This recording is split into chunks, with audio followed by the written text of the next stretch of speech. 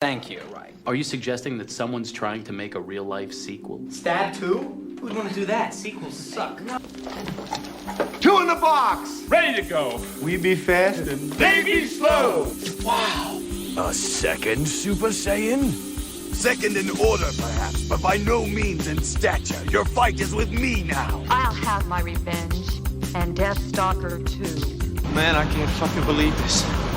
Another basement, another elevator. How can the same shit happen to the same guy twice? Oh, please, please. By definition alone, they're inferior films. It is one of the strangest tales ever told. I think it will thrill you. It may shock you. It might even horrify you. So if any of you feel that you do not care to subject your nerves to such a strain, now's your chance to, well, we warned you.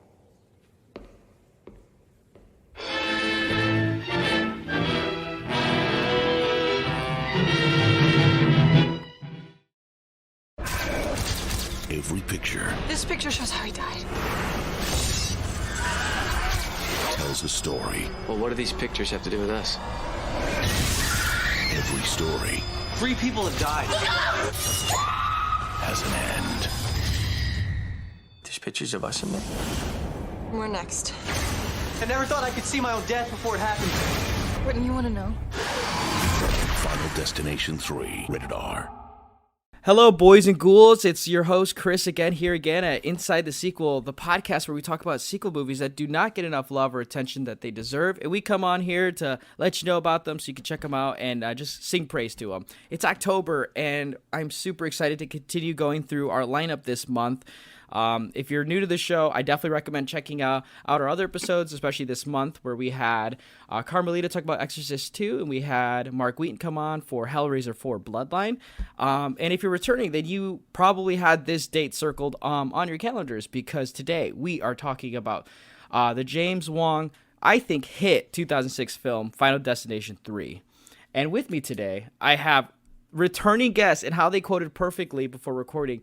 They're doing a sequel to their original episode on Inside the Sequel. They're back for a second episode. After a year, I have the directors of Scream Queen, My Nightmare on Elm Street documentary. I have Tyler Jensen and Roman Chimienti. hey. How are you two doing? Hey, how are you? Oh, I am good. I am stressed because I was getting nervous talking to really cool people on the podcast. But no, I'm doing really good, and I'm so happy that you two came back on. Don't be stressed. Tyler's a big nerd. You'll be fine. Hi, this is Tyler. My pronouns are he, gay, and ghoul, and I'm happy to be here. Cute. And then Roman's here. He's too cool for 2 headphones. He's got 1 headphone in and a vegan T-shirt on. So I've got I'm just 2. so glad.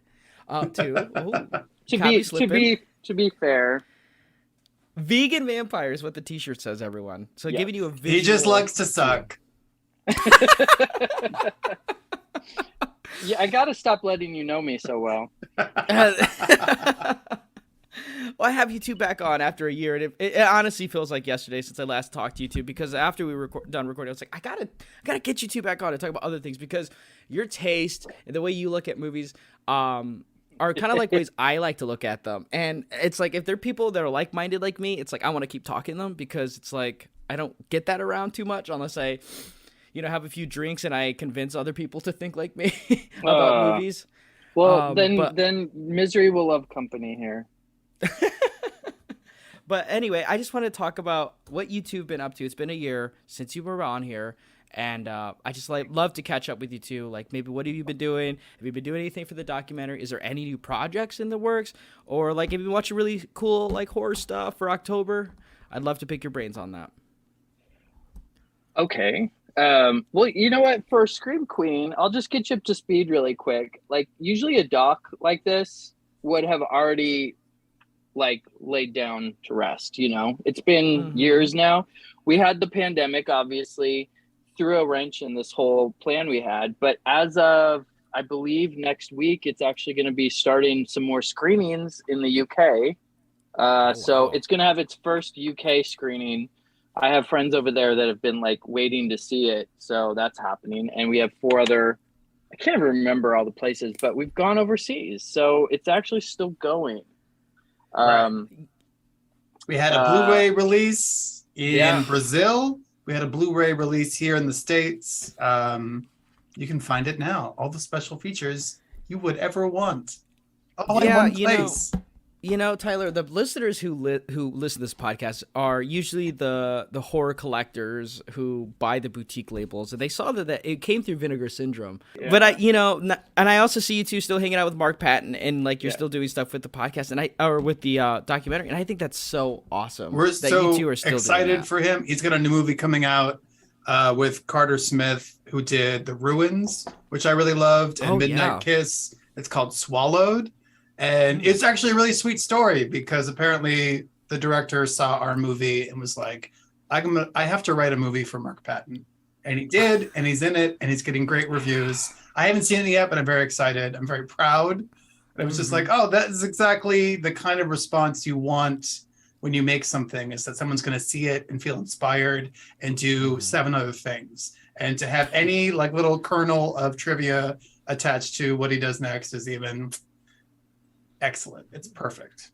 Well, I did see it, and I immediately told Tyler that Mark was going to be thrilled because he actually has a really complex role. He's a really nasty villain in this movie, and he got to really be out there. It's like all the reviews so far have been great. So Mark's really excited. He's traveling around. He's doing shows. We still talk. Tyler and I have been really busy. We've been doing a lot of advertising work and short film work, and we just got really slammed doing projects for other people.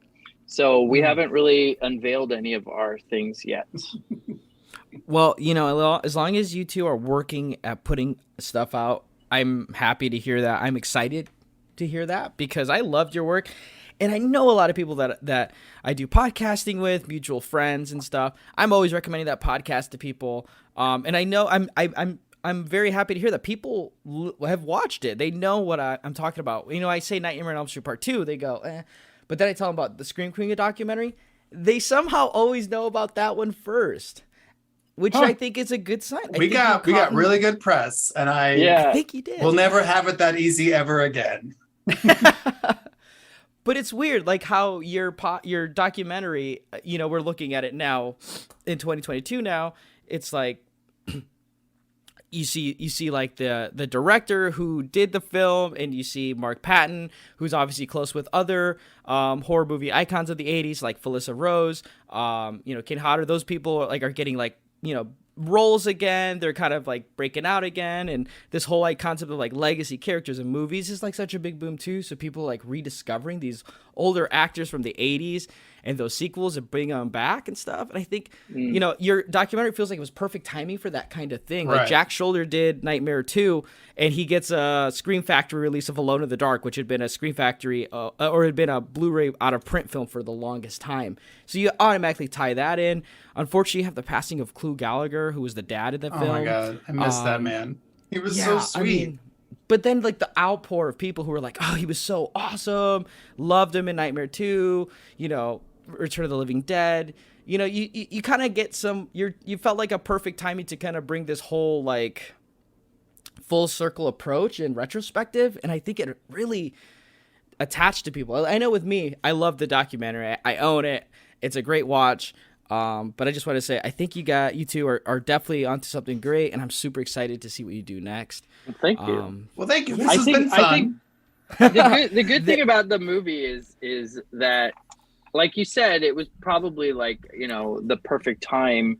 But I think the reason is there's been enough time since this movie came out now that we can all look back and see how the community that we were talking about has grown, just since the conversation started. And with that, we've also seen that there's been a lot of independent filmmakers that have stepped up and now have started making quality type movies that a lot of these actors, because before, you talk about fan films and you think about stuff that's just on YouTube that you couldn't even sit through. And now you're seeing the quality of stuff that a lot of these actors are happy to take part in. So I think that it's not just serendipity. I think there are reasons all of this has kind of come together, and it's all been really positive.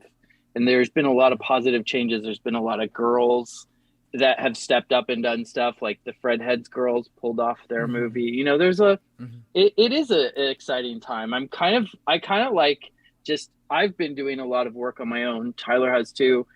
And we're seeing all these things coming out. And I think it's kind of great, you know?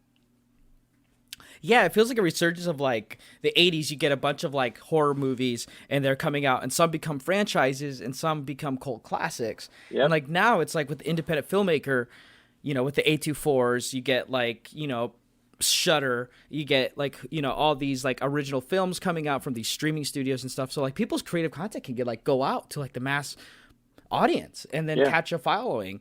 And I think that's really cool. And I think the fact that you did it the way you did and stylize it, tying it with like the past and like with, you know, current issues and like the current state of like horror and for these people, I think now more than ever, horror is in the best shape it's ever been in terms of like capturing the general audience, but like also, you know, appreciation to the cult following and the diehard fans of it, and like those actors and like those creatives.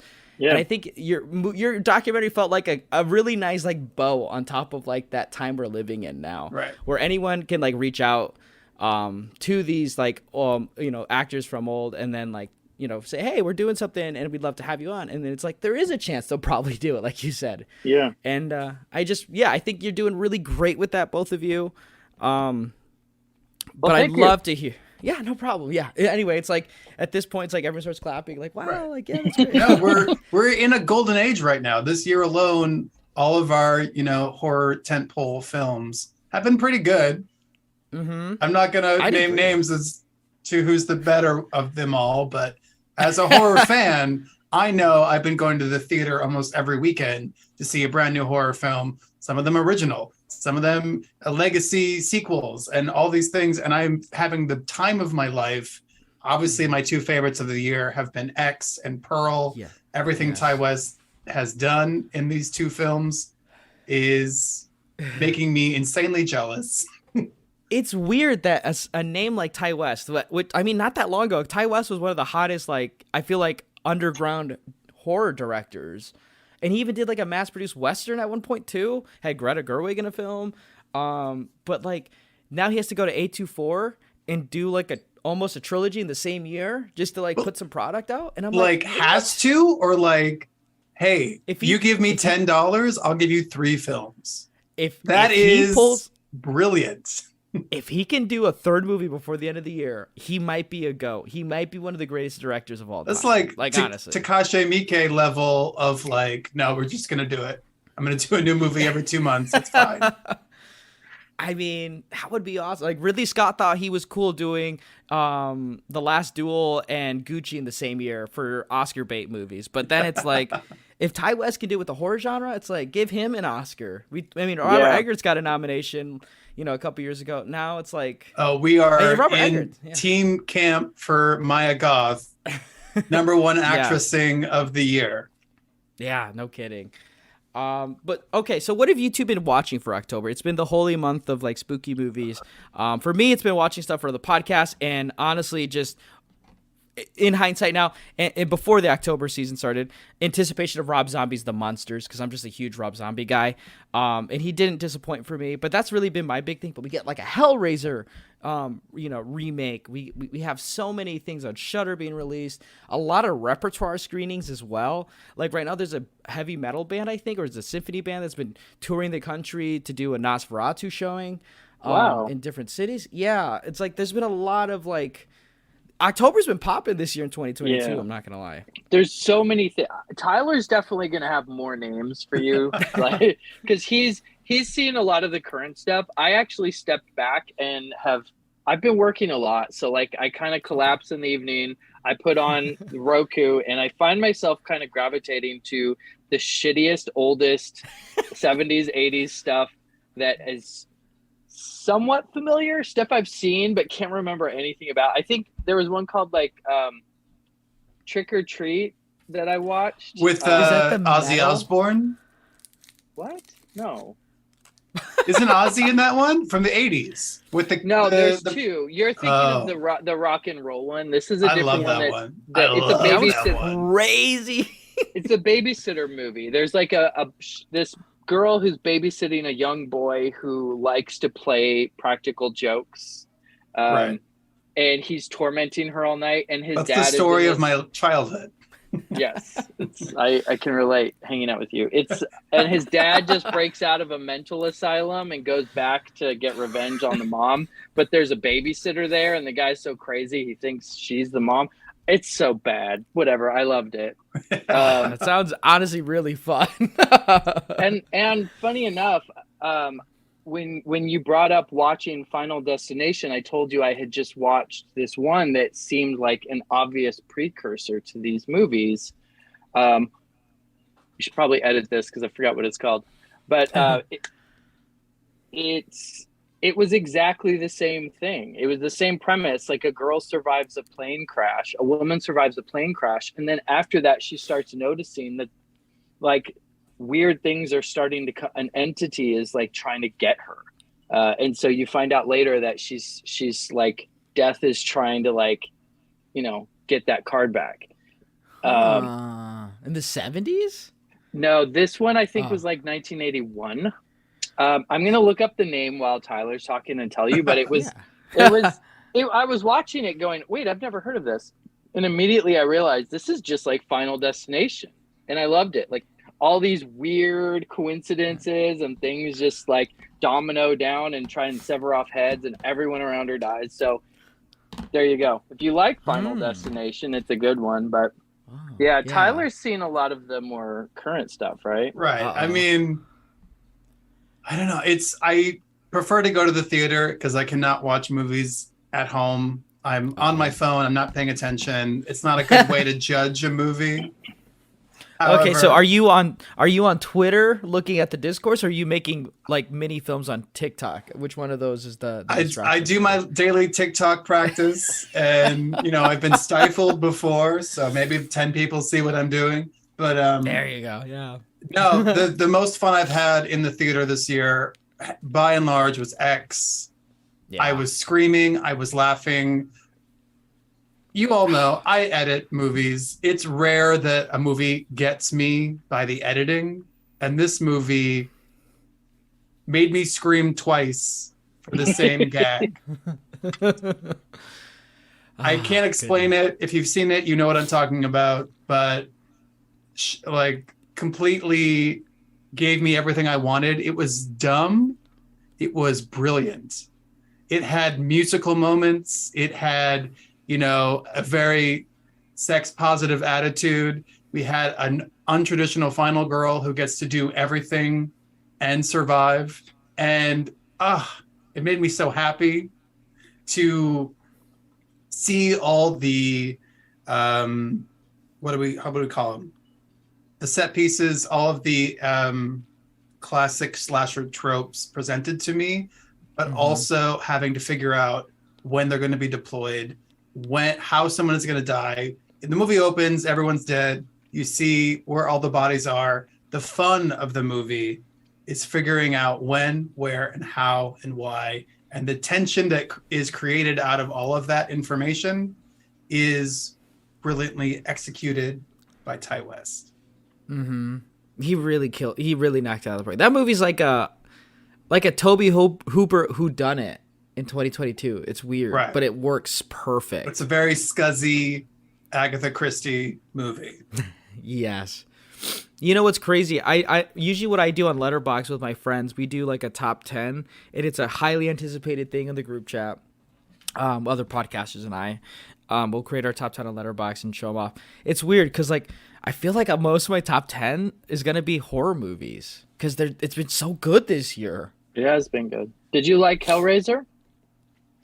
I haven't seen Hellraiser yet, but I feel like I'm gonna like it because I've been going through. Because for the podcast, I had to watch rewatch 1 and 2, and then I watched 3 for the first time, and then 4th for the first time. And I'm in a crossroads right now where I made a promise in January or after October last year, where it's like, do I watch the Wrong Turn franchise next Halloween or do I watch the Hellraiser franchise? And now I'm in the middle because I've watched the first 4 and I'm good. I could keep going or I could start the Wrong Turn franchise. I think you should do the Wrong Turn franchise, but I think you should follow up with the new Hellraiser. Like, the first 4 are excellent.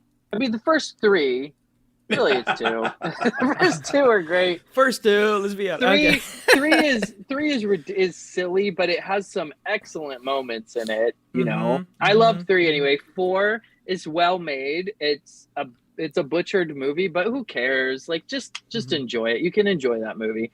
After that, they get kind of difficult to watch. There's a couple of them I've been able to watch all the way through and be like, okay, whatever. But the new one, I haven't seen it yet. I haven't seen it yet. Okay, I'm glad about the old one. But the director of the new one, I did finally see his last movie, The Night House, on HBO, and that got me. It got me. Okay. The Night House.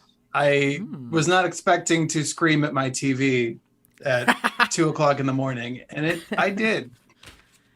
One last thing: have you seen The Watcher?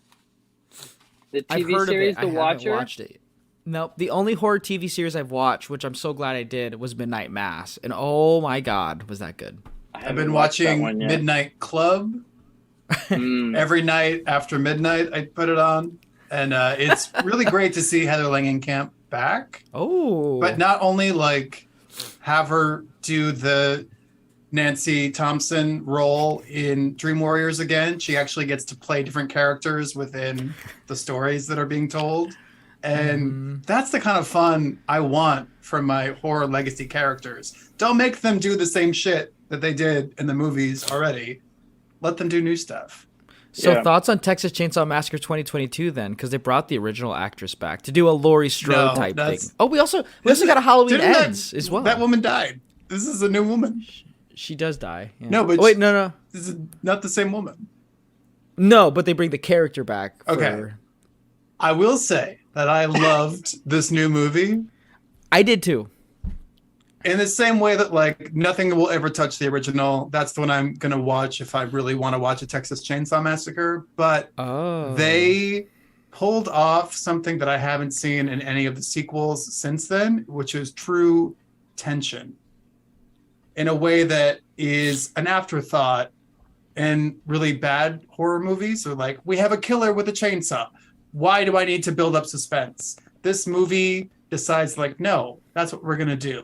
We're going to allow it to be so fucking stupid with all of our characters so that when they die, you're like, okay, well, that is what I wanted to happen in this movie. I can't be too mad at it. That is what we're doing here. But for what it was and for how it was made and the fact that like a new director came on 24 hours before they shot it and still made something really fucking tense and made me scream and giggle. That's all I want. And I got it. And I'm very happy that bus massacre scene happened. It's crazy how they pulled that one off. Like, I thought in the trailers for that movie, I was not going to like it. But, oh my God, the movie works so well. And it's one of my favorites of the year, for sure. It's weird how Texas Chainsaw Massacre can work in, like, a 2022 setting, but Halloween still can't figure out how to make it in the modern day with Halloween. You know, like, it just... He hasn't seen the new one. Oh. I did. I'm going to withhold my thoughts. I'm still too behind. I plan to catch up, but, like, I just have not been in the mood for that right now. Probably once everyone's over with it, I will. But, I mean, I'm not anti-Halloween, but, like, the new ones, like, I don't know. I can't really put my finger on what was missing for me. But I did enjoy, you know what it is? There's little room for growth. Okay. We saw one in the theater, right, with Jamie Lee Curtis. It was like a preview or something. Right. The first that was the 2018 version. And we had a good time watching it with everybody. And there was people laughing and screaming and stuff. And then I watched it at home with my roommate, and it was fine. It just was different. That was a movie. I think those movies, you really have to be in the setting. You have to be, because otherwise you start to analyze things. Like it's supposed to be sensory overload. I mean, really, that's what all these movies are supposed to be. Right. Unless it's a series that's brooding and building and there's, all these roots growing. But with a Halloween movie, they've already broken all these quote unquote rules. So you're really just supposed to have fun with it, right? Right. Yeah. Right. You are begged to leave your critical thinking skills at home. Right. I mean, that's what all these shitty 80s horror movies were for, was let's just go out and have some fun. It was part of your social experience. And now people forget that. And so when they're watching these movies with like a Hawkeye going, that doesn't make sense. Why are they doing that? He can't do that. It's like, well, you know what? They didn't really care about that kind of stuff in the beginning. You've forgotten. Because now we're sitting at home like armchair warriors, like tearing everything apart when we should just be turning out the light and having a good time. So that's the A24 effect, probably. Maybe. It's probably the A24 effect of horror movies, I feel. Maybe, yeah. Like what is it called? The slow burn, which is a weird term to call it, where they're like slower, they're critical thinking piece horror movies. The Robert Eggers effect, which I think is a good thing because like I like Robert Eggers' films. Right. I don't know if I'm necessarily talking about like comparing it to different kinds of movies, more so than just like people that are confusing their nostalgia with their experience now and realizing that we don't view these movies the same way we used to. So I remember seeing Nightmare 4 and 5 and nobody walked out of that theater going, I can't believe this. Freddy can't do that, blah, blah, blah. Everyone was just like, that girl was hot, or that music, the soundtrack is amazing. Like, that's the way we just wanted to hear things that we knew, like, we couldn't see on regular TV. And that's what made it really fun. And, I think as these things became, they definitely deteriorated in their quality. Once corporate America gets their hands on stuff, it's gonna fade away. But for the most part, like, it was just exciting to see them, and we knew they were dumb. And now we expect them to not be dumb, but we still want them to be dumb so that they're fun. It's like you can't have both. So what are you gonna do? Right. Do you want them to be trashy? Or do you want them to be elevated horror? Stop there it. You go. I feel like I got a mix of both of those because when I was I live in Chicago now, but I did go back to Springfield, Missouri, where I lived for the last couple of years for a wedding, and I got a chance to go see Halloween Ends in theaters, and then I double featured that with my friend, podcast host of Cobwebs, and we got to see Terrifier 2 in theaters as well. I don't know if you two have watched the Terrifier first one and the second one yet, but Terrifier 2 feels like an elevated sleaze horror film. Yeah, I heard really good things about it. I haven't seen it. Everything in my body just went inside of myself. I don't think that's the kind of movie I want. It's insane how that movie has 100% Rotten Tomatoes. It's critically acclaimed. It's audiences love it. The fact that Terrifier, Art the Clown, is in a movie theater right now for you to view. I'm granted it's one showing at 9:20 every day of the week. Granted. No, but that's great. So, that's the Paranormal Activity effect. We're show it only at midnight. It has this great buzz. People are vomiting at the theater. Everyone has heard that story about Terrifier 2. The people are fainting and vomiting, and now it becomes this legend. Like, wait, am I strong enough to go witness that for myself? It will be a ritual for teens right now to be like taking their girlfriends and we're going to see the scariest movie ever. People are going to get so sick. I bet you $20 you're going to vomit in this movie. That is how this movie becomes a franchise to last forever. I'm really happy for them. I don't know if I'm going to watch it though, because it sounds like it's going to make me sick. I don't blame you, but it fuses a really cool video nasty 80s horror movie mixed with like an icon slasher movie mixed in with 80s fantasy, because in the 80s you had those fantasy films. Okay, you are saying the right things. You get the you know what I mean, like it has this Xena Warrior Conan feel mixed in with a 2-hour slash fest, and then you get amazingly gross set piece of violence that I don't like. It's super creative. And like the fact that the first Terrifier came out like what 5 years ago, and it was like an hour 20, and it's like set in 2 locations, but it's still like had a following. It was amazing. So I rewatched it and I came around to it. I was like, wow, you know what? I really appreciate that. And 2018 Chris is not 2022 Chris anymore. Thank God for that. But all it took was a pandemic. There you go. And then I watched Terrifier 2, and I'm like, oh my God, like I'm just so happy this fucking thing came to theaters, because it's like you don't see this kind of thing as much anymore. And I love that. The movie is great in its own right.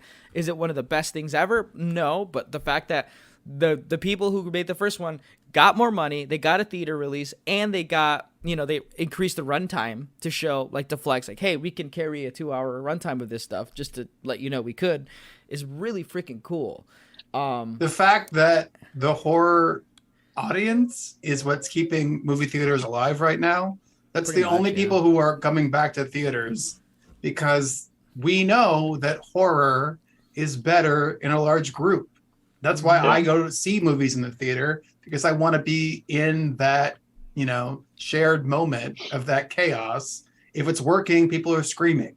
If it's working, they're screaming, and then they start laughing because they're screaming. It is the most electrifying feeling that I want to be a part of for as long as I live. And with comedy too, but yeah. And I remember when I was younger, it wasn't just the Nightmare on Elm Streets and the Halloweens that were in theaters. It was really like lower tier. Those were the ones that like you didn't care. Like it was fun.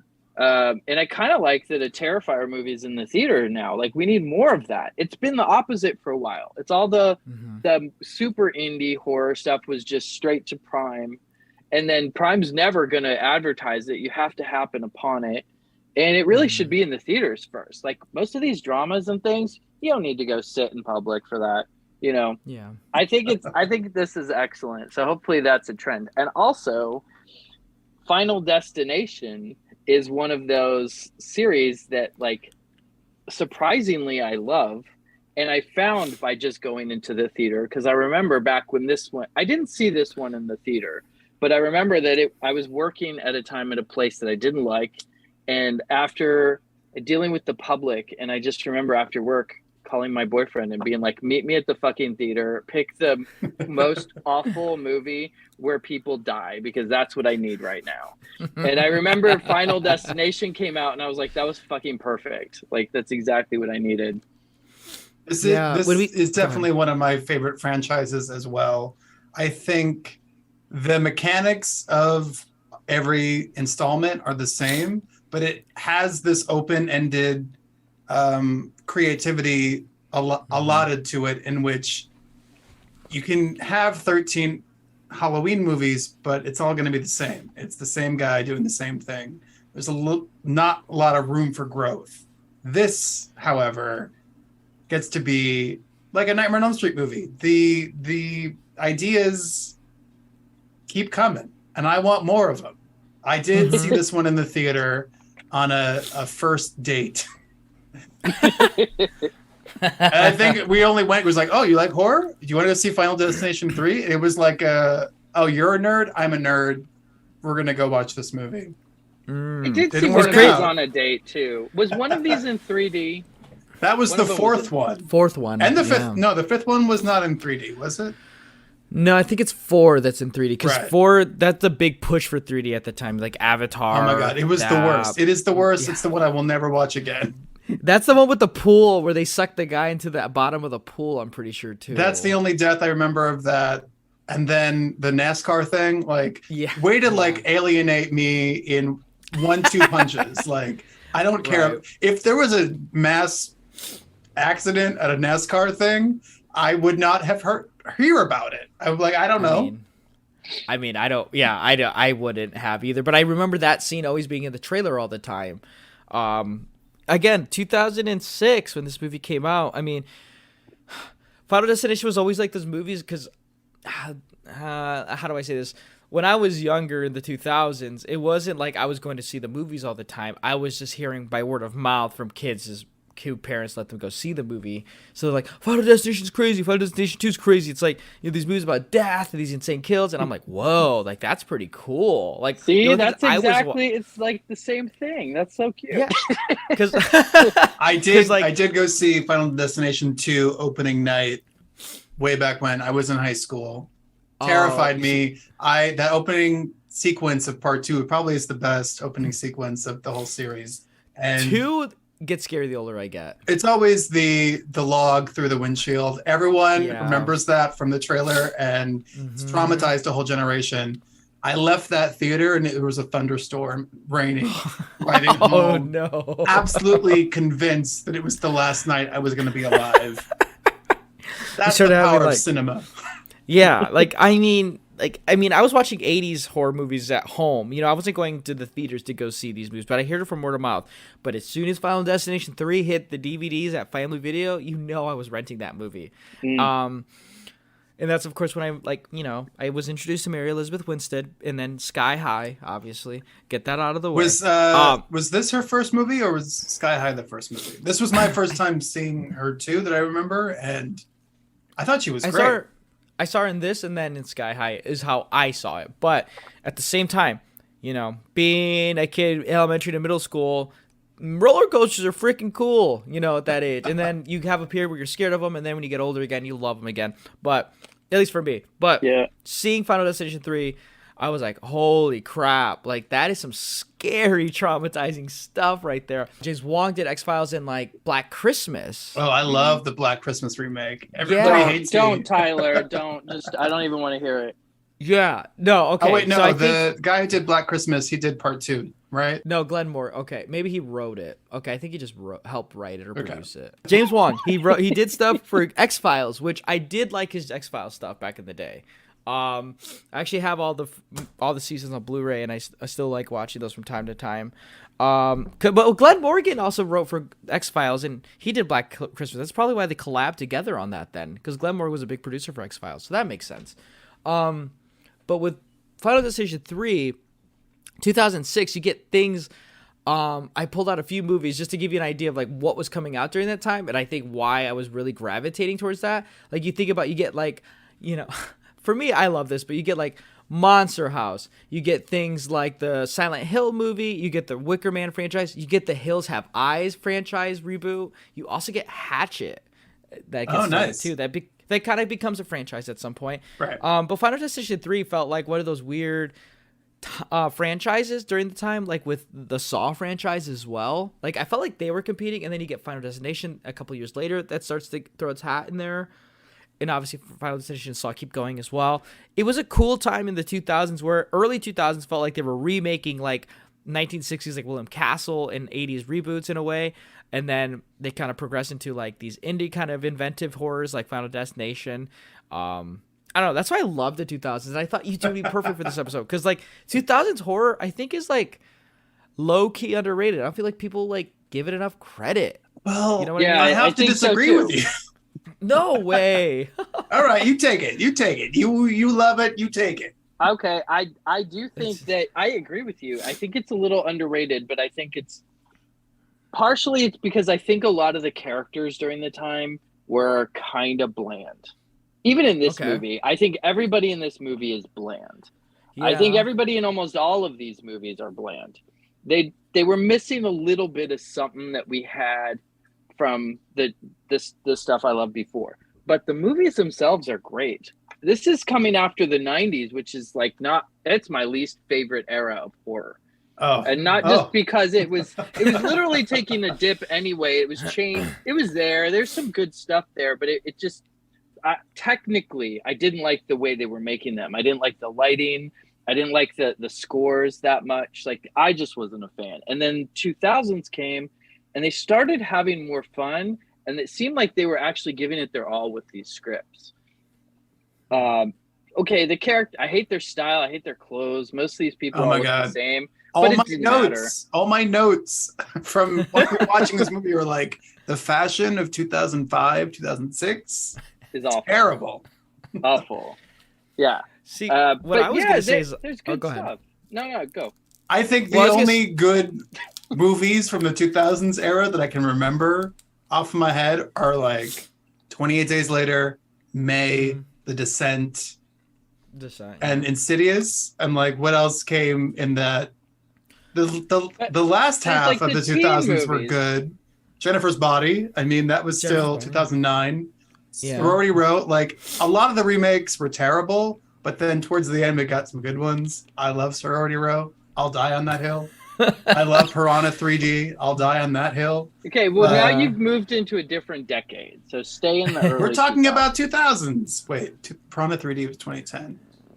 Yeah, that's a whole different. That's like a different decade. Speak. Let him speak. Okay, I take it. But I was gonna say the thing I love about early 2000s. Honestly, it's nostalgia, but it feels kind of like Roman said. They're having fun, but it's like in this, Bush and then post Bush era where like the youth and revolt and like the middle finger to like the establishment's kind of there. But then I get what Roman is saying with like the 90s where it feels very corporate with some of these movies too.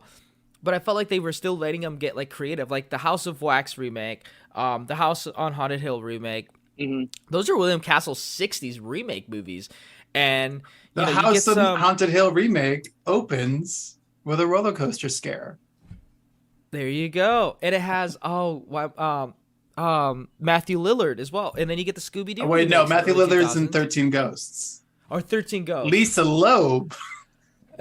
However, I'm God, all my movies. I have to go. Lisa Loeb. It was a good time. And I think it's like you get these kind of fun movies, like they remake old classics and they reimagine them for the modern day. And I kind of like that. I like I like the new metal kind of like openings and the cold closings of movies. Final Fantasy 3 has that, which I really like too. Usually I hate movies where like you can't let the characters ride off on the sunset, which with the 80s what they let them ride off the sunset, and then in the immediate sequel they just kill them in the opening. And in this movie they're just like, nope, death wins because you can't cheat death and stuff like that. I kind of get that, but it's kind of fun at the same time. The Descent is a great movie when you get a sequel with that. The House of you start to get Rob Zombie stuff in the early 2000s as well, and he kind of changes the game.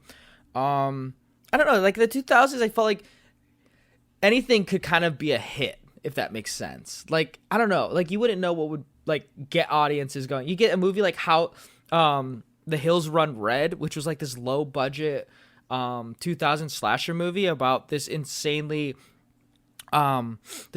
psychopath killer who like really watches homage, plays homage to 80s and 70s grindhouse horror movies and like does it himself. You get like those crazy psychopath killer movies as well. I don't know. It just feels very like against the culture. Like it feels like almost like punk. It's like, the establishment, the conservative era of, we're living in right now. It's like we're going to do something insanely, offensive to that society right now. Well, and that's also like do entertainment what 70s and 80s horror was all about. I mean, that's really what all movies are, not all movies, but that's what all of these types of movies are supposed to be about. It's about like putting a mirror up against the status quo, right? Like the whole point of horror is a reflection of our fears, and our fears are based in the world we live in. If you're not a horror movie is not gonna be successful if it's really talking about things that that are no longer relevant to us. As like our society moves away from religion, a lot of these exorcist type movies aren't as effective anymore. Good point. So we like a lot of that. I like a lot of that stuff, but I've also grown out of a lot of things too. And that's why we always have to reevaluate things like, okay, I love Final Destination because I'm actually kind of glad you recommended this because it's kind of perfect now. It's like existential slasher, right? Because I think a lot of us we say we want the slasher to make a comeback, but then every time a slasher comes out, people hate it and it sucks. And they start nitpicking at all these other things that really shouldn't matter. And I think it's just because it's not hitting the right nerve. I think we want Michael Myers in our lives, but I don't think he's relevant anymore because boogeymen aren't scary like they were back when people were getting dragged into vans and shit as walking home from school, or home invasions from serial killers. Like now I think existential dread is more reflective of the world we live in. So I did have this thought today, though, like especially with this movie and how part of the conceit is that there's some characters who know what's going on and they have to warn everybody else. It feels, watching it today, that the same thing would happen to a QAnon person. They would discover that they were like in a plot and everything was going to go wrong, and they would try to warn everybody else. You were thinking this? As I'm watching this movie, she's like, no one believes me. She's showing up at every crime scene where someone just happens to be brutally murdered, and everyone's just like, well, she must know something. Why is she here? And they always investigate the psychic person. And then I'm like, how is this any different than like someone doing all their own research and falling into a QAnon trap and being there you go, giving away good script ideas, Tyler. But yeah. Right? I mean, you could remake this movie and it would have a completely different political allegory. Yeah, but you'd have, that doesn't sound like a likable character to follow. No, but you could, like, this is like the pro version of a QAnon story. Like, oh, I've seen the light and I'm trying to save everybody. Not advocating for that. No, don't get me wrong. But I can see how you can twist that and be like, oh, this is, oh, you did your own research, really? I like how this movie, though, it's definitely a product of its time, because like now with horror movies, there's so many different characters that get fleshed out in an hour and 30 to 2 hours these days with movies. In this movie, and in the 2000s, really, you kind of know who the final girl immediately is, or you know who like the main character is, and you get a bunch of side characters who are basically tropes or stereotypes of its time because society didn't know better. But they make them likable or very unlikable in the very beginning.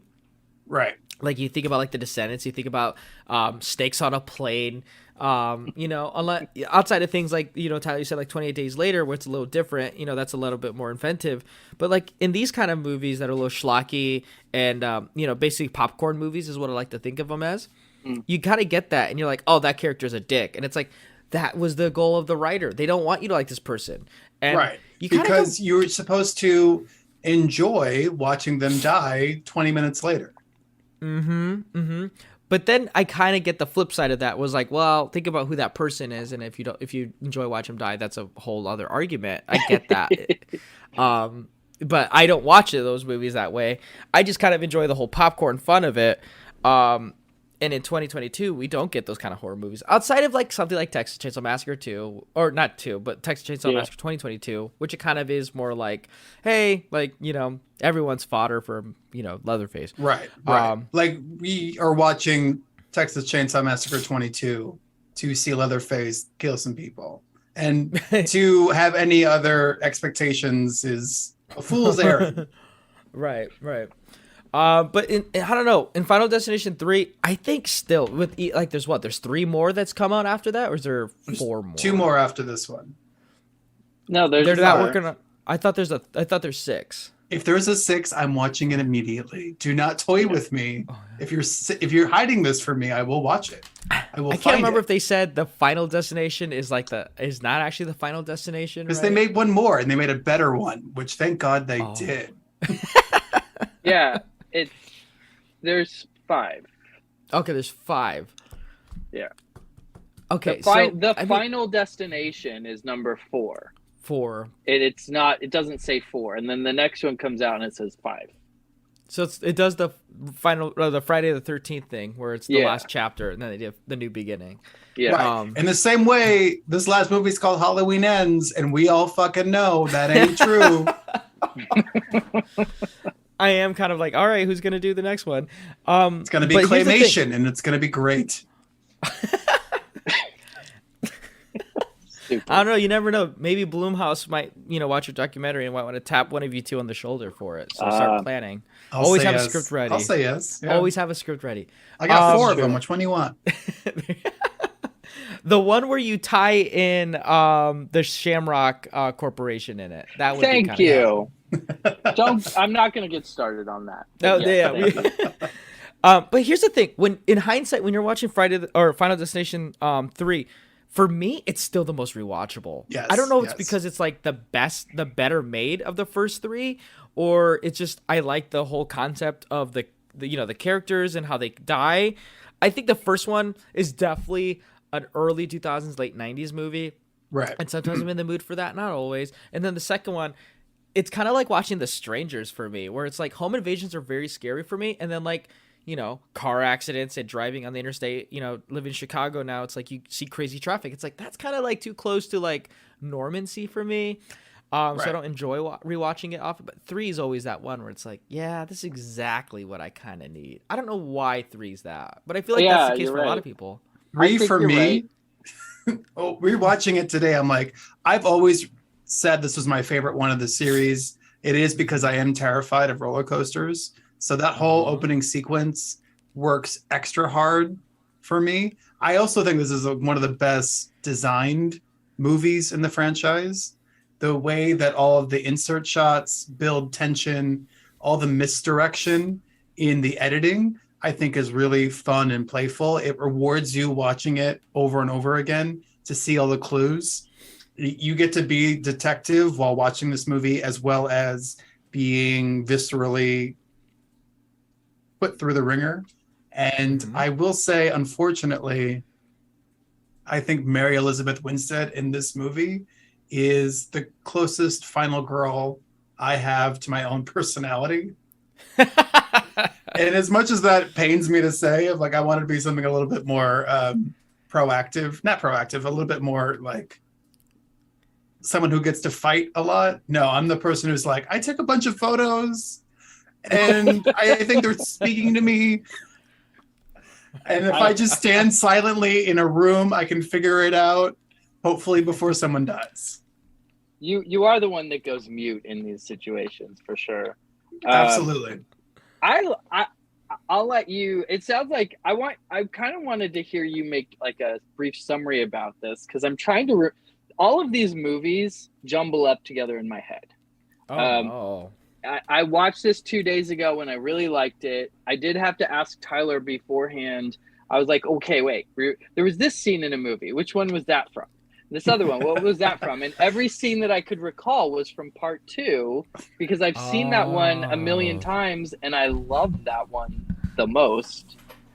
But you're right. It is. I think I like it the most because it really disturbs me. All of the log through the car. What else? The kitchen scene with like all of these things. Like, I just, as a little kid, this is the shit that's been going on through my head since always. Like, other kids are thinking about BMX bikes and I'm thinking about how I'm going to die. So, or like how people will die. So that one really sticks with me, but you're right. Part 3 is way more fun.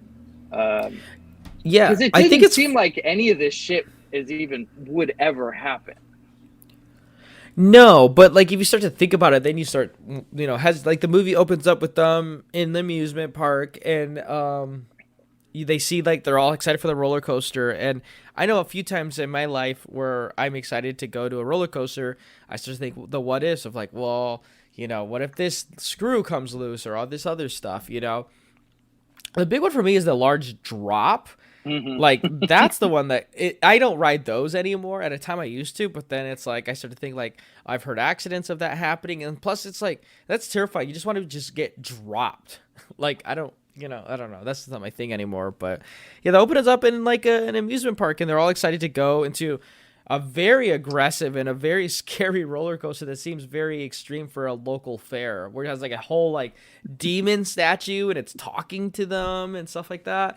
Yeah. Is the voice of that demon Tony Todd? Is that his cameo? I actually didn't look. I believe it is. I was going to ask you guys. I looked up the cast and I was like, I don't remember seeing Tony Todd in this at all. Yes. He's like the unofficial spokesperson of the series. The voice of death.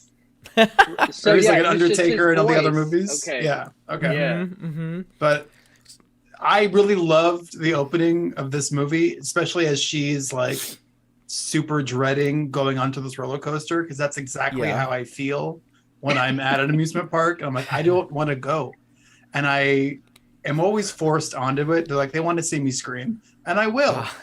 And I will be so anxious the entire time until it's fucking over. I'm just trying to get myself through it, and I can sense that in her from the very beginning of this movie. Mm-hmm. And she constantly reminds you, like, oh, I'm such a control freak. Oh, you're such a control freak. I'm like, yeah, maybe I am. I didn't notice that on rewatches until this rewatch, where I was like, oh yeah, she always says she's a control freak, but then it says, oh, the biggest fear is like is because you're not in control. I'm like, that's totally me with my partner. When she's driving, I'm always like a backseat driver. I'm like, whoa, you're getting too close to this car. Whoa. And it's like, and she said, you just are afraid because you're not in control. I'm like, yeah, that's kind of true. Like, and then just she gets say you're an afraid when I'm Aries. driving. You don't have to keep repeating yourself. I am an Aries. That's what the crazy thing is. There we go. So am I. There you go. So astrology prevails. Aries, they don't like roller coasters. Yeah. Yeah. And here's the thing. It's, it's an early mid 2000s movie because she's Mary Elizabeth Winstead's character is taking pictures of all the characters we're going to learn about and, see how their demise happens throughout the movie, because she's taking pictures of them for their yearbook. And I've been years off from high school, and it feels like forever when people were taking pictures for a yearbook. You know what I mean? Did you notice the sound effect? They kept using this like flash bulb for this little tiny digital camera. I mean, I guess you need that for the effect, but it just kept bothering me. As a sound engineer, I'm like, they don't make that sound. Nothing makes that sound. No camera has even made that sound since I've been around. So, but it is the Texas Chainsaw Massacre. I was gonna say. You're like, oh, we're in a horror movie, but also the 2005 of it all.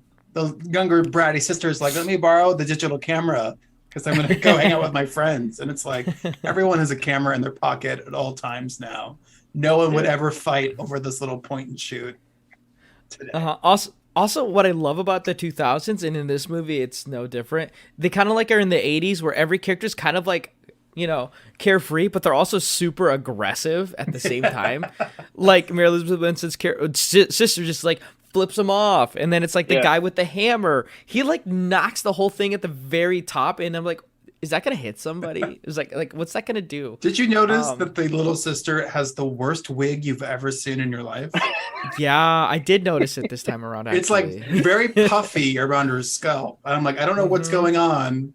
Why couldn't she just have her real hair? Good point. Yeah. The style. Do we even talk about the style in this movie? It is the nebulous 2000s. Awful. I mean, I don't even know what to say. Like, honestly, it took me a while to figure out the difference between the two main guys. I mean, their hair was a little bit different. Like the boyfriend and the jock. Yeah. And but also the styling of just the character itself, like the guy that the swarmy guy that comes to take trying to take pictures of the girls. So here's the thing. There is actually no plot to this movie. That's why it's hard to summarize it. It's just like this. You said the whole plot. She's taking photos of her friends for the high school yearbook, and then shit starts to happen, and she ends up needing to try to use those photos to kind of put this puzzle together, like who was next to die. Right. That's it. So all that you're left with is like an attachment to these people. And surprisingly, I hated everybody, but I did have fun watching this. Like, I didn't want people to die. Even those girls in the tanning bed, like, they didn't deserve it. They weren't mean to anybody. Like, but it was still fun. You want them to die because they suck, but they weren't like mean girls, really. They were just airheads. They were, self-centered. No, the only person that was actually like kind of a terrible person was that guy that I'm talking about. I should look him up. Oh, Frankie. Oh, the goth guy? No, actually, a goth guy? I forgot about him. I normally would like those characters, obviously, but he was awful. He was terrible. They make him nasty. He also just looked like a 30-year-old guy playing a 17-year-old kid with like emo hair. And that just angered me. That character's supposed to be like silent but deadly. Oh, He's supposed to be a little bit better looking in some weird, like, I haven't noticed before sort of way. He has all the existential dialogue explanation of what death is really about. Like, to be scared, it's just a metaphysical transformation. I was like, shut up. Yeah. Hurry up and die. I kind of enjoyed that weird turn where he's almost like forcing death on people at the end. But I think the sleaze was definitely the guy who's recording the two girls and has like the Frankie Cheeks. I don't know what that's. Yeah, Frankie Cheeks. The guy who's been out of high school for 3 years, but is still there at their events, like hawking the young girls. Yeah, it's still a thing. It's still to this day. It's still a thing. I mean, but I think he was probably my favorite. We can't bypass that moment early on in the film when the jock boyfriend steals the camera and does an upskirt photo in a way that, like, this is the era of revenge porn coming on the internet, and I remember a lot of people were doing that, and it is just presented as this like boys will be boys in this area, and the girls are like disgusted, but they don't really do anything. The movie itself, if that was the only moment that had happened, I'm not going to be the person to say that you can't have terrible people in a horror movie when everybody dies. Like, that is the point. It's probably the one place you can depict terrible people and be like, well, they're terrible and so they died. So don't be like that. But the fact that that photo comes later as like a reveal is like the grossest part of this movie for me. I'm like, ugh. If I just thought remaking this, we don't do that. That was the only part of the movie that I thought was kind of lame, was the fact that they made this one. The only character who ends up being likable for me is the one that starts off supposed to be shitty. They had that. You remember the girl? They're on a double date, and sorry, I don't know anybody's names in this movie. You don't need to. Two couples on a date, and the lead actress, her date the guys kind of seem the same, but one of them, the other boyfriend, seems kind of like shitty. He makes all these lewd comments, and the girlfriend is just rolling her eyes, and she's clearly not into it. And then she admits that she wants to break up with him, and she's going to do it after graduation, and he doesn't know yet. So you know that he sucks, and she's waiting because it's in her own best interest. So it's clearly set it up that this guy is gross and is gonna meet his doom, but he ends up being one of the main characters and the likable one. So like, how do you go from like putting a camera up a girl's skirt and laughing about it, completely tone deaf at a table, to being the guy that's like, I'm not just like some dumb jock, I actually read books. Like, who did you forget who this character is? It's kind of, he's all over the place. Like, he was a little. Everyone else was very cookie cutter, so you kind of knew, like, okay, this is the guy. He doesn't believe, so he's gonna whatever.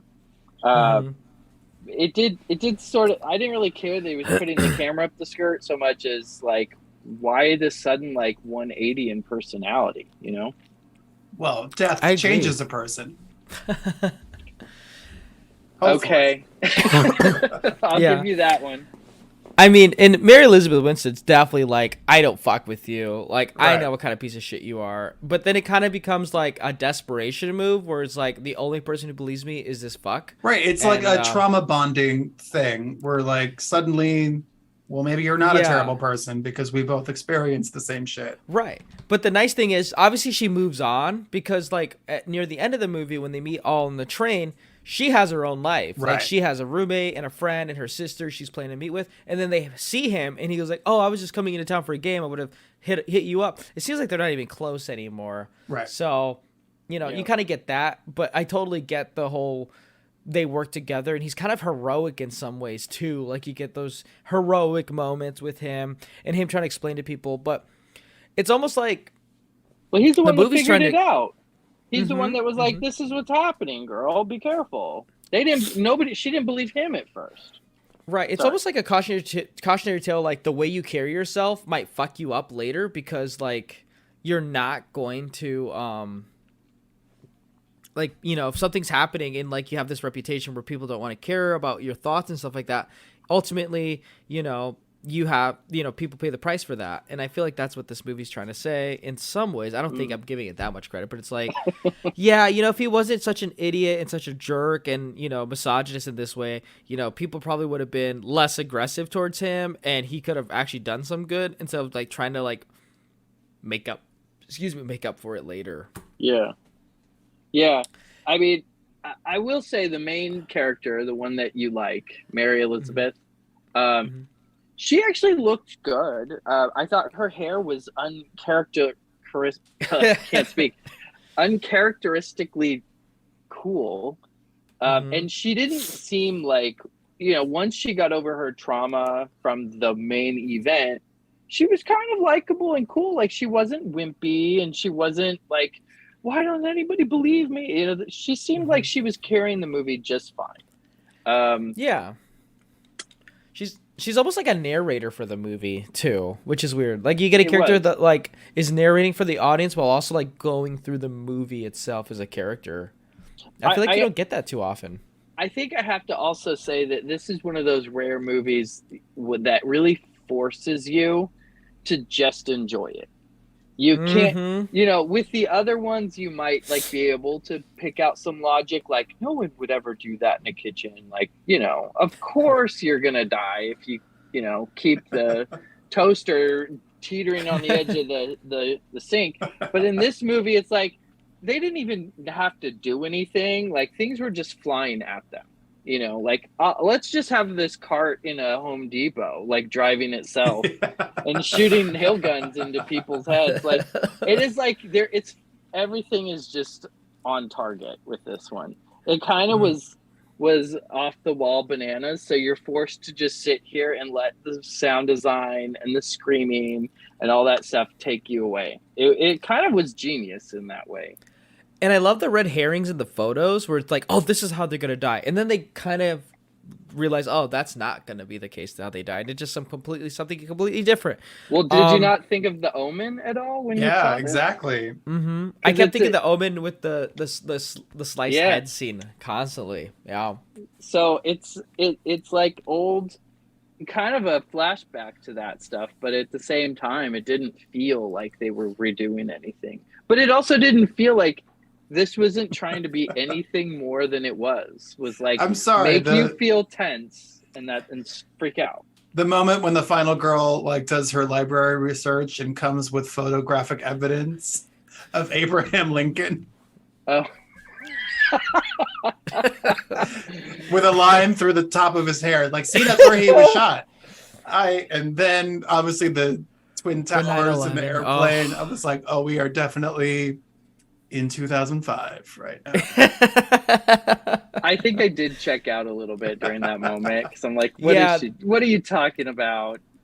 First of all, what kind of digital photo were they taking of Abraham Lincoln? Like, wouldn't pick that up.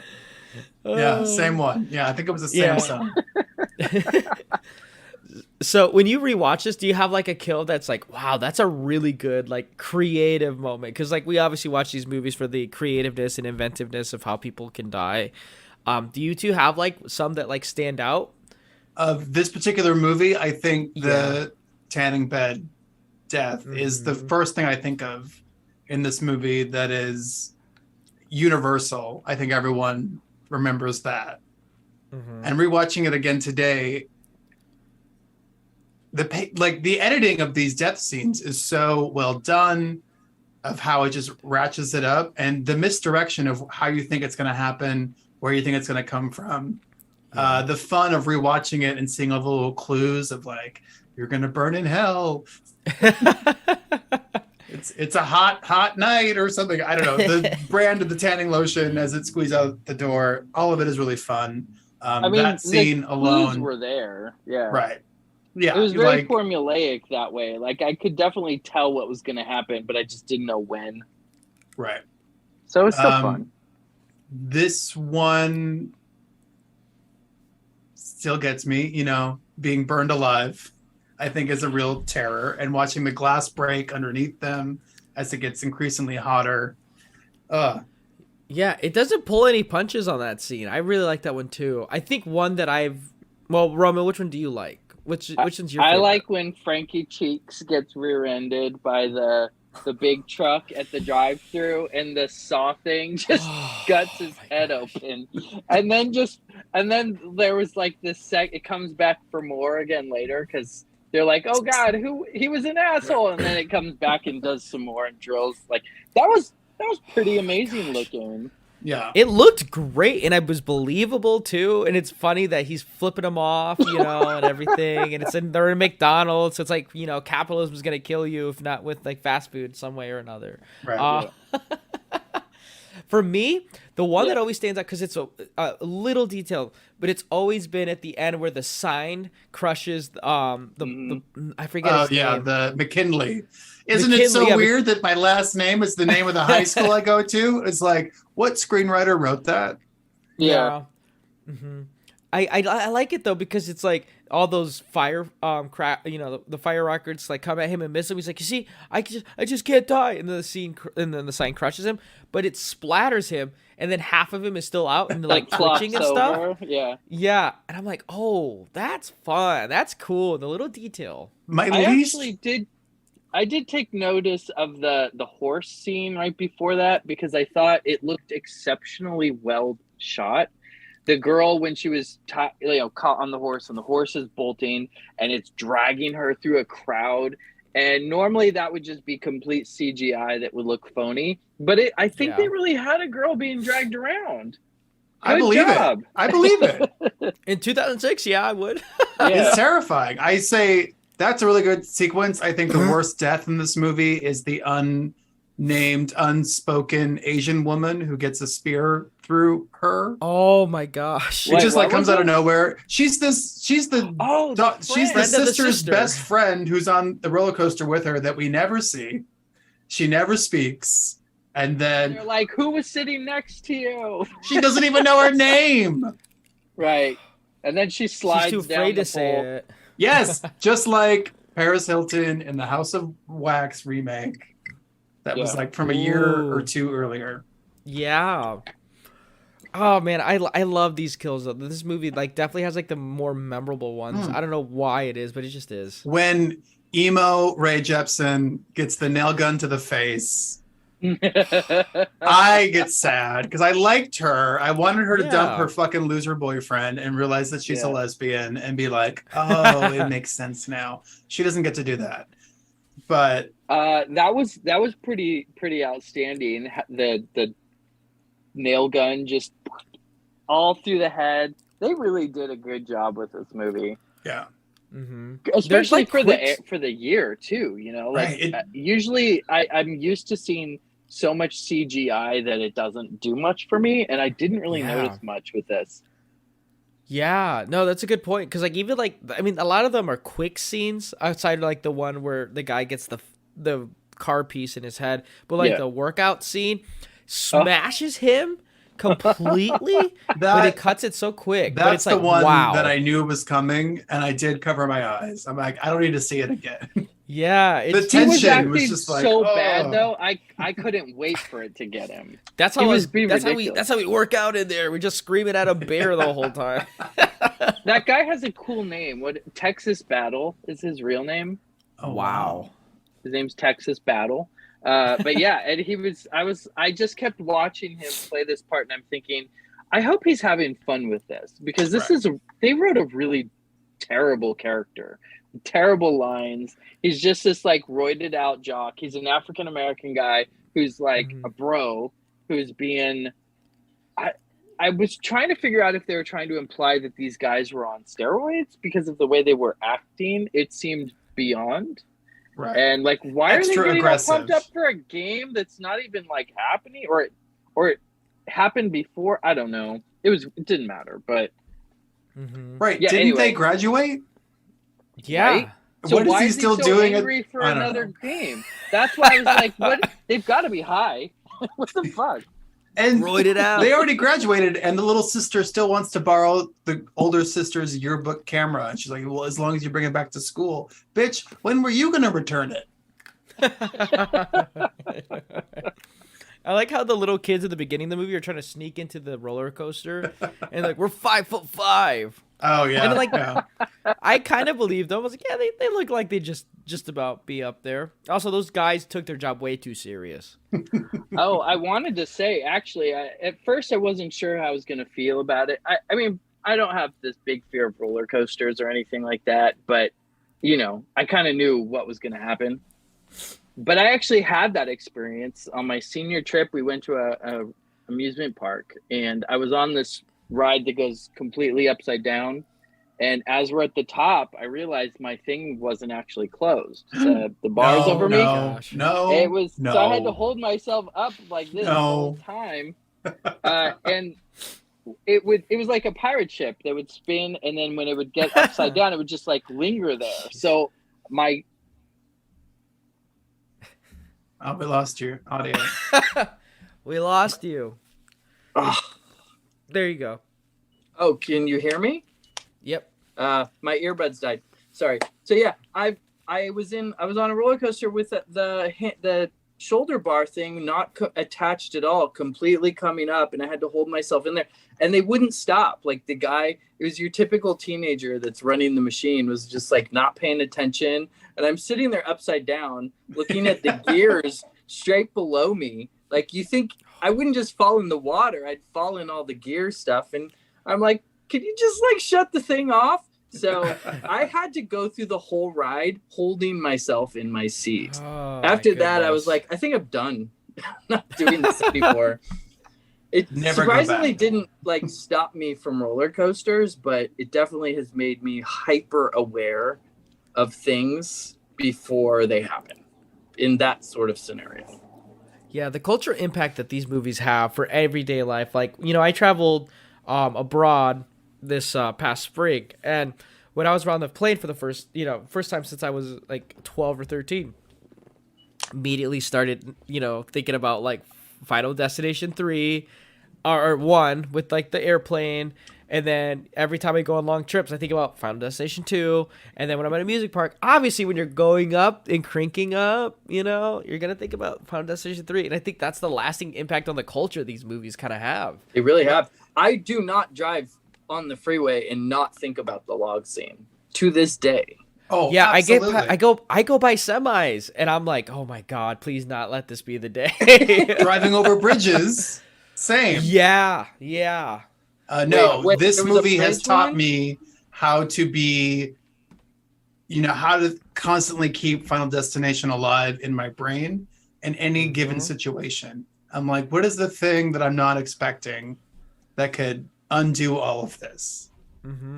So these movies are it kind of gives them like the upper hand in terms of relevance then, right? It's an evergreen premise. It will never end. And I think, why haven't we made 10 more of these? 10 Yeah, more.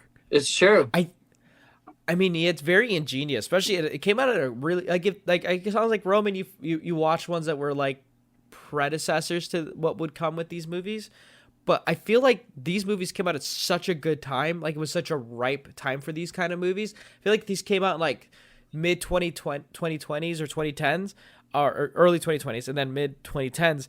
It'd be something like Hellfest, or, you know, like something that would go on Hulu and maybe get a following or something, or, you know, a Shudder exclusive. I don't think it'd kind of get the following like it eventually did. Get 5 films? I mean, it's so hard for movies to get more than 2 or 3 anymore. You know what I mean? Unless it's attached to like a legacy. So the other movie that I was telling you about earlier that was like, I thought was like a predecessor to this, is called Soul Survivor, and it's from 1984. And it's on Prime. And it was excellent. Very low budget. It's a grindhouse movie, basically, but really well done. And yeah, I feel like you are correct in like this franchise came out at a time when we needed it. And I think, you know, 9/11 really did make a big impact, just like the pandemic did. Just like with the pandemic, now we're seeing all these people coming out with new things to say. Sometimes as a society, we need to be shocked into our voice a little bit more. And just all of the best stuff comes out of trauma. So we had just experienced something in our world that really fucked people up, and especially for kids too. Like, yeah, these aren't very deep movies at all, but they kind of are in the way they linger and they plant seeds that we're still talking about today. And it's tapped into fears. If you could really like say something big in a simple way, you get a lot of people that connect with it. And that's what these movies did, you know? Yeah. I mean, a lot of like those like iconic movies kind of, you know, attach themselves to those kind of things. Like you think about like the 70s, it felt like, you know, The Hills Have Eyes and those kind of things. Like, you know, you go and like, you know, Texas Chainsaw Massacre as well. Like you make a wrong turn away from society, you're going to run into like these horrors of like, you know, small town America that exists and stuff like that. That's how I've always felt with horror movies. And then you get like today, you know, modern day horror movies are definitely like we talk about elevated horror. They're definitely things like trauma based. Like Mike Flanagan has like a chokehold on that thing, I feel like now. Where that's what the scary stuff is. In the 2000s, I think it's like the establishment and like all these real world events that we were kind of too young to take care, like to kind of, or at least I'm speaking from my point of view, a little too young to process, but like we realize it's a bad thing, so it's scary. And like these horror movies are the same way that way. And I think that's why those things are really cool. Like maybe that's why people our age are obsessed with the Dahmer thing. It's because it's like, you know, like that's something that happened and it's not out of the realm of possibility for like normal people anymore. You know what I mean? But I think the elevated horror thing is, you know, a lot of people are shunning that phrase. But I tend to prefer calling it more like a gothic resurgence, because that's really what it is where they're really taking, if you read old gothic literature, it's all about the environment and the atmosphere. You'll read 50 pages of a story and something doesn't really happen until the last two.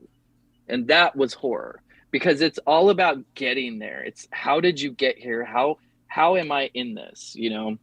And it wasn't about like the horror and terror are different things. And we just call everything horror now. And it's fine.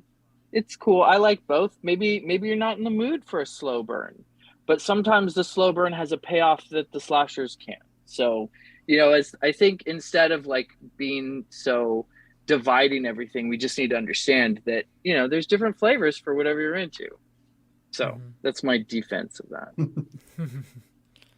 No, I agree. And I think like, you know, that's why you talked about like the 2000s. I think it's like a sweet spot, like a very casual viewing. It's a very like enjoyable time to just like watch those movies. So you don't have to think too hard. They're paying homage in some ways, and they're kind of inventive and like, you know, rejuvenating that genre that I kind of enjoy. It's kind of, you know, we talk about, you know, with the whole thing with elevated horror, it kind of feels like what the 90s were doing in terms like post 80s slashers. They're kind of doing like smarter, like whodunits, like you get with the Scream movies. You get things like, you know, kind of indie movies that like, you know, Rodriguez did with like From Dusk Till Dawn, The Faculty and stuff like that. And then you also get things like the Blair Witch that comes out, you know what I mean? So you get like kind of new ways of rejuvenating the genre, and it's kind of like what the 2010s and 2020s are kind of doing in some ways, which I think is really cool. Yeah, we're in a good time for that. If you like horror, there's some good stuff, you know. I like how this episode we just agreed that Final Destination 3 is the best of at least for me. I like to think of it in terms of like the trilogy and then the movies that come out after, which the fourth one I don't. I want to say that like I think 4 is trash. And I think 5 is so much better than it ever needed to be. I actually really like it. I would watch 3 and 5 before I watch anything else in this series. I think I'm going to get the disc that has all of them, because I've seen others. I went on a date with one. I don't remember. They all kind of run together to me. This one I think is going to stand out for me more because it seemed very different. But so I'm like, glad you suggested this one. Isn't this like the perfect date movie? Yeah. Yeah. Where you're like, you're constantly jumping into each other's arms. You're like covering your eyes. You're like, oh my God, it's so crazy.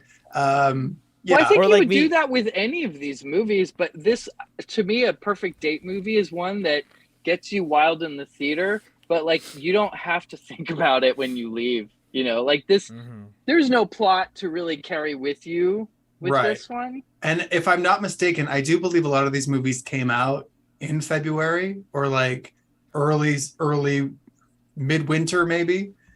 I think they were designed to be date movies. Yeah, I mean, if you said they were January movies, it's like now nobody can argue that January horror movies suck, because if these movies are coming out in January, you know, you hear that whole thing. I do believe at least Final Destination 2 came out in the winter. Well, this one was February 10th. Oh, really? Damn. Yep. There you go, Tyler. Call it. There you go. I lived in Minnesota, 17th. And when I saw these movies, it was freezing, so it had to be. Makes sense. Were these the horror movies that you would take a date on, and you pretend to be scared and grossed out by these things, but in reality, you're like, yeah, this is really fucking cool. Can't get my eyes off of it. I don't need to pretend. I am the loudest person screaming in the theater. Roman can tell you. Yeah, you do. You've screamed at every movie we've ever gone to see, though. So I don't know. You screamed it like Scary Stories to Tell in the Dark. I like that movie. It was good. No, I'm not saying I'm not. I love the movie. I just was like, "Are you really screaming?" I was laughing. When I love a really well executed jump scare, and when it gets me, it fucking gets me. And I come to these movies to be scared. Yeah. Why would I'm not shaming you. I'm jealous. Why would I not allow myself to be taken away? Like that's the magic of the movies for me. And I know, however I feel about a movie, if it did that one thing and it got me to scream, it was what I came for. I can't be too mad at it. You got me. Yeah. Honestly, a horror movie is even better if you can engage with it. Like, ooh, like I know that's scary, but I'm not technically scared. But it's like I'm gonna be like, oh, that's actually kind of good, or ooh, that's freaky.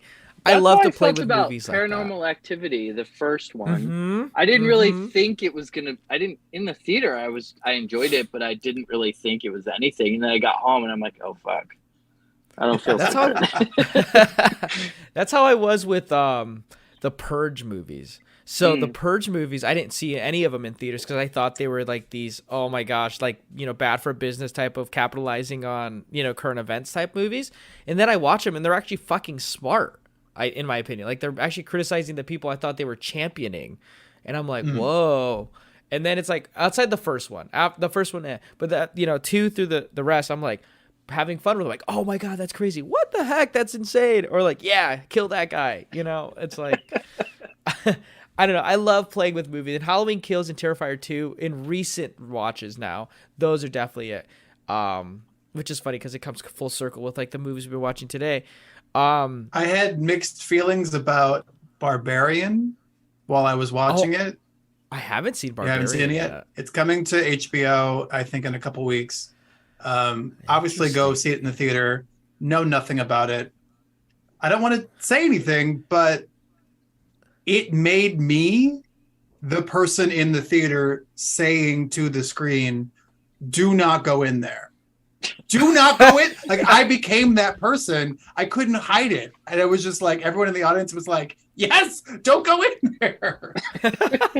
And for however I feel about it, like the movie was smart enough to leave silence for me to say that and keep the tension building to where I couldn't keep silent. I had to do what I could do to save this person. Did it work? You'll have to find out. Wait, can I ask you guys a question? I haven't seen all of these. I've probably seen most of them. Final Destination, right? I don't really remember all of them. This one I will definitely remember more of. But like, can you think of other, like if they made a new one of these, what other kinds of things have they not used in the movies besides like the big set piece? Yeah, like was it the first one was a plane crash? Plane, right? Highway, pile up, roller coaster, a NASCAR event, fuck you, and a bridge collapse. But I seem to remember another one that had a roller coaster in it. In the end. It was like in a dark tunnel. It wasn't open though. I feel like that was the 3D one. I know It might have been, but like, what other kinds of things, like social fears, can these movies tap into? Like, driving in a car, yeah, but you know what else do teens do? I guess something. They should do one for Black Friday. That one would be kind of fun. Like before COVID. Oh my god! Can Before you make COVID, a holiday horror Final Destination movie? The Final Destination is the mall. That would be one. So I was gonna say like a Halloween store, like a haunted house, but I think what is the Spirit of Halloween actually has a movie out about their shop being horror. So I think that is taken off the table. It's fiction, right? It's right. What is this? Yeah.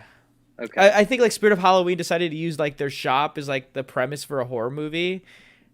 And okay. So that broke something in my brain. You're talking about the 2020s being this like era of elevated horror. I don't think that's necessarily true. I think right now the nerdy part of this generation that's coming up is everything is the multiverse.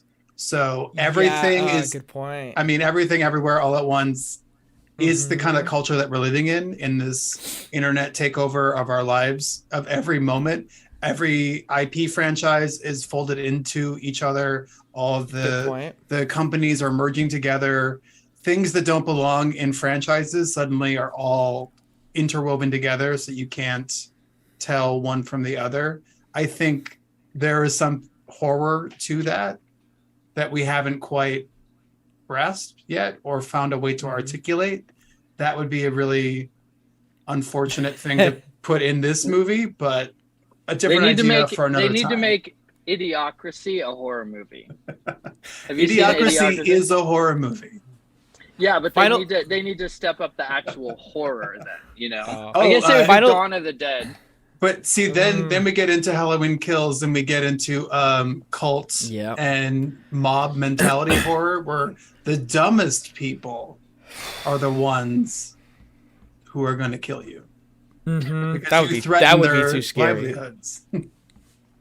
It would have been great if like a new Final Destination came out in like 2019, 2020, and it was like about everyone watching like a stream of like a watch movie together.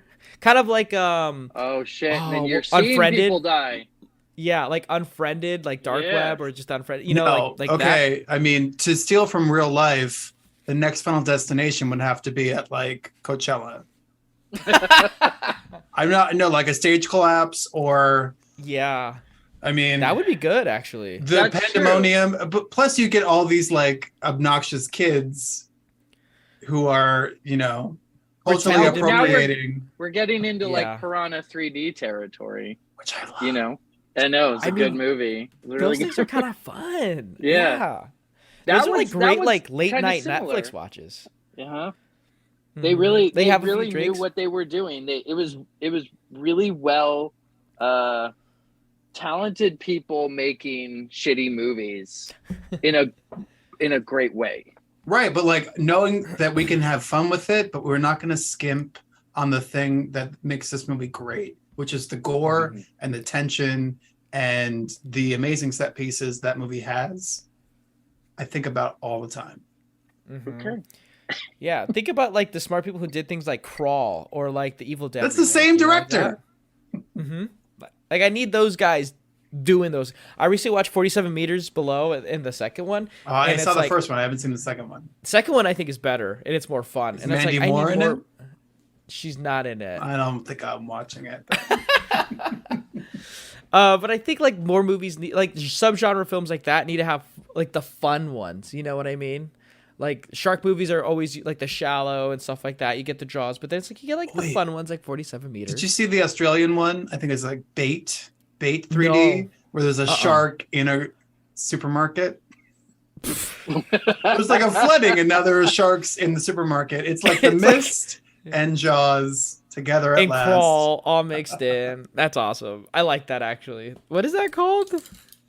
I believe it's called Bait. It had the guy from Nip Tuck in it. I think it's Australian. Maybe it's not. I don't know. This is Speaking like of a Nip mid 2000s movie. Speaking of Nip Tuck, I remember wanting to watch Piranha 3D, and I actually stumbled upon Piranha Triple D, and I was like, I don't think this is the one I was supposed to be watching. Piranha. Wait, Triple D, is that the porn parody, or Piranha It was Double like, D? Which it was is... like the, or was it Double D? Where it's like felt like the American Pie version of it. They had that poor girl from 30 Rock with a piranha in her vagina, and she did not know.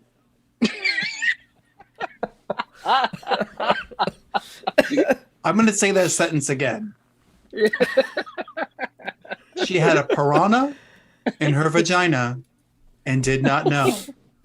I feel like you're singing me a song right now. I mean, but there's people who have crabs in their vagina and they don't know either. Do you know the difference between a crab and a piranha?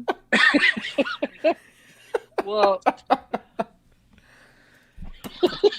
don't have an answer for that, so I'm hoping you do.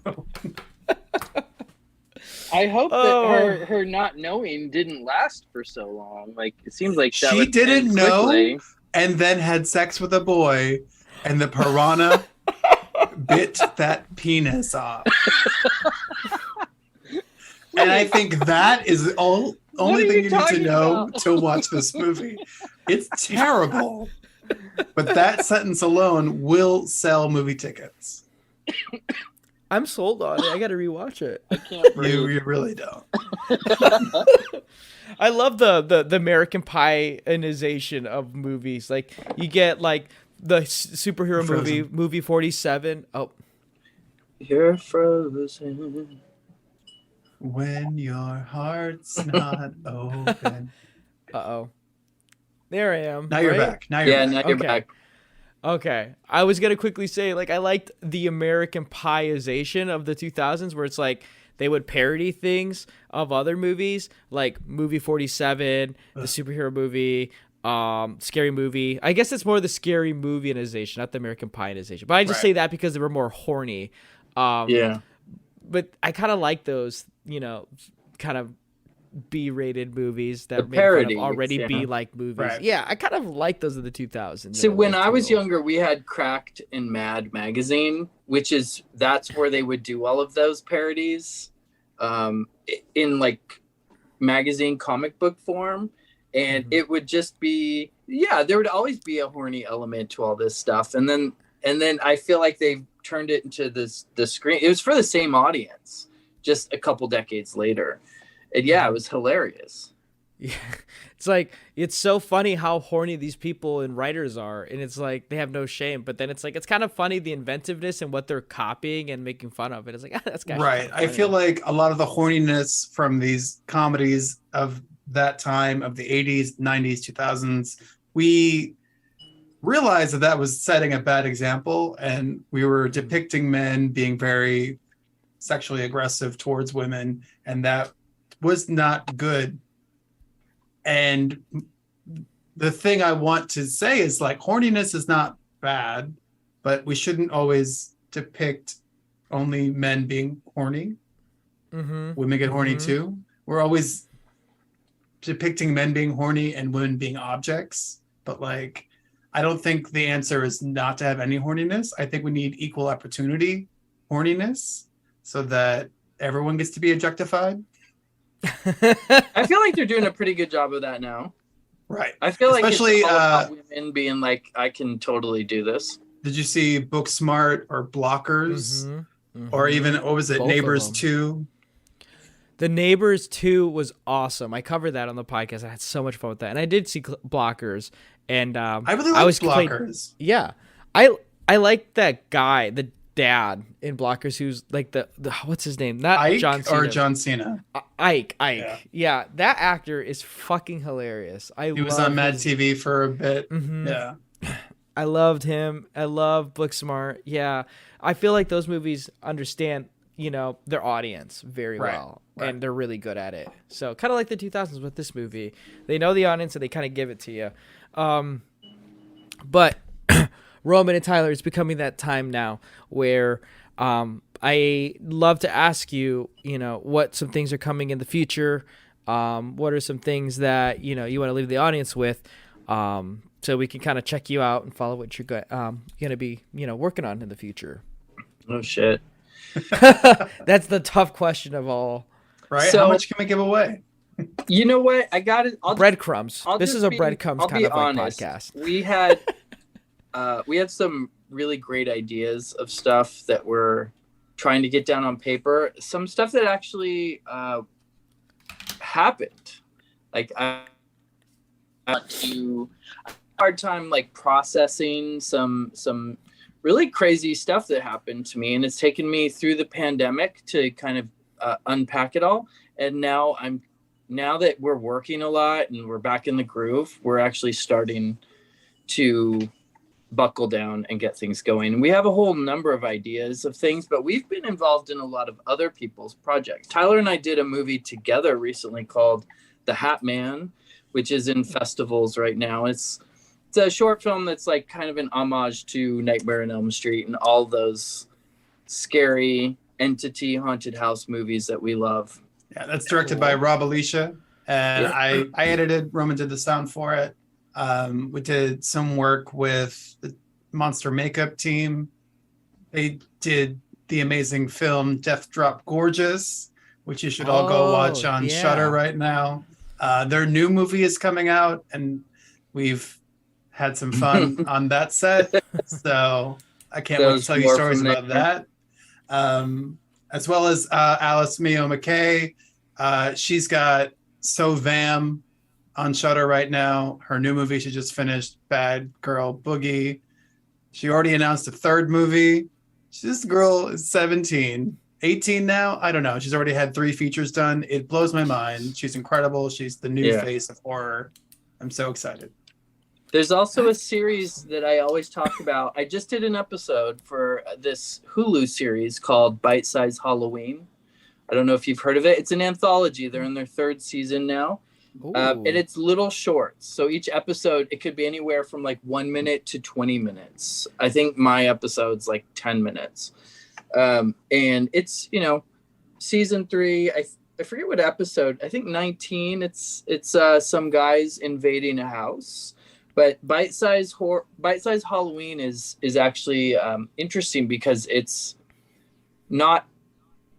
new takes on things and new perspectives. They have a lot of characters that you don't get to see in a lot of other movies. It's not your typical white guy in everything. I'll say that. And one more thing. There's this new movie I did called Ringworms, which just won awards at Fantastic Fest. And that, if you like The Evil Dead, then you need to check this out. It's disgusting. It's disgusting, and it's so well made. It's so well made, and the effects were amazing. I was having a great time working on this movie. The director's name is Will Lee. So, with that, wow, that's what we've been up to. The fact that you two been working on stuff that makes me really happy and excited. So I got some stuff to check out. Yeah. So where can people find you two? Where can people find Tyler's short TikToks? You can find my short TikToks on TikTok. Can you imagine that? To find TikToks on TikTok. Tyler Kinesis is my handle. It's like telekinesis, but it's my name. Jeez. If that's not enough, you can find my other work at typicalfilms.com. There you go. Yeah, I'm theendaudio.com. Mm-hmm. That's my professional stuff. Instagram and all that, you'll find me. I'm there. If you would like to see all the TikToks of mine that get booted and flagged and censored, you can follow me on Twitter at the Tyler Jensen. I gotta love the Twitters, honestly. I love seeing the discourse and all the fun stuff. When I stumble upon Tyler's videos, oh, that's kind of fun, and I'm like, oh, okay. It's like, so that's why I didn't make it on TikTok. That's okay. I stumbled upon it. It was crazy. It was like I wasn't looking Tyler up, but it was one of my For Your page or whatever, or right. one of the. And I was like, what? Why is Tyler? Well, my TikTok is mostly just discarded Instagram stories that I get to re-edit and put a soundtrack to them. So it's a lot of it's more documentary than it is, funny videos. I go to awesome. I'm in nightlife in Brooklyn, and the level of artistry and creativity is through the roof. I meet amazing people, and sometimes I'm on the street and random shit happens and I just have to document it. That's where you can see what my life is really like. There you go. You've heard it. Be careful when you're in Brooklyn. Is what it sounds like. Unless you're fabulous, and then hurry over. Watch out for falling debris. Well, hey, if you two ever need a place to stay in Chicago, just let me know. We're right here in Chicago where we're based. If you want to follow Roman and Tyler, you have those handles. They'll be in the description below as well. Again, if you enjoy this episode, you need to follow the podcast Inside the Sequel. It's on Twitter at SequelPod. You can email the show at sequelpod@gmail.com. Of course, you can follow me on Twitter as well at Hertastic_Chris, or check out the YouTube channel where we're posting stupid shit where we're doing our Mount Rushmore horror movies on YouTube. You can follow us at Hertastic Reviews there as well. But other than that, Roman, Tyler, thank you so much for giving me the time and the pleasure to talk about some early 2000 movie that I really enjoyed. It was a lot of fun, and hopefully we don't have to wait another year to have you two back on. Next time we come back, we'll have to do a part 4 of something. Or part 3. This was part 3. Oh, okay. I had a great time. Thank you. I'm glad, because I love it when people get me to watch something I wouldn't normally do it. And now I'm like hooked. I have to find the rest of them. So honestly, I have to go back and watch that last Final Destination. Yeah. Honestly, Tyler. So it's good. Kudos to you. It's good. Kudos. So look out for my Twitter. I gotta find that too. So look out for Twitter where I'm gonna steal Tyler's thunder. I'm like, actually the Final Destination movie is actually the best one. No, don't get me wrong. It's better than it ever needed to be. I love those kind of movies. And if you haven't seen it, go figure out what I mean. And if you have seen it, you know. It's for the big brain horror movie watchers. Is that a joke about the size of my skull? Because I can't fix it. No, it's like the one where it's like the guy has a huge brain and he's sitting on his brain sipping on a cocktail. It's like when you understand Malignant is what it started as. I love Malignant so much. Yeah, I know. We talked about that last time. I have to go. Good night, y'all. Yeah. Anyway, thank you two for coming on. And remember, if you aren't watching Final Destination on your October watches, do you really care about cinema? Other than that, we'll see you next time.